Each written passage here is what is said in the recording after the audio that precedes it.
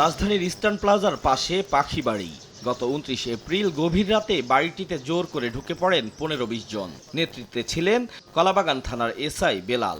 বাড়ির মালিক ফিকামলি তত্ত্ব অর্থাৎ পাখির মাধ্যমে ব্যায়ামের প্রবক্তা ডক্টর আব্দুল ওয়াদুদের কাছে দাবি করেন ১ কোটি টাকা, নতুবা ১০টি মামলা দেওয়ার হুমকি দেয়া হয়। তাৎক্ষণিকভাবে ২ লাখ টাকা দিয়ে পরদিন বাকি অর্থ দেওয়ার সুযোগ চান আব্দুল ওয়াদুদ। তখন ডিবি পরিচয়ে ৩ জনকে বাসার সামনে রেখে যান পুলিশ সদস্যরা। এই ঘটনার সময় বাড়িটির বাইরে অবস্থান করছিলেন কলাবাগান থানার ভারপ্রাপ্ত কর্মকর্তা মোক্তার হোসেন। আওয়াজ পেয়েছি, আওয়াজ পেয়ে আমরা উপরে গিয়েছিলাম। উপরে যা দিয়ে যে দরজাটা ভেঙেছে, মানে দরজাটা ভেঙে ফেলছে, মানে অনেক খোঁজাখুঁজি করতেছে এইবারে এখানে অস্ত্র টস্ত্র আছে কিনা, এইটা সেইটা।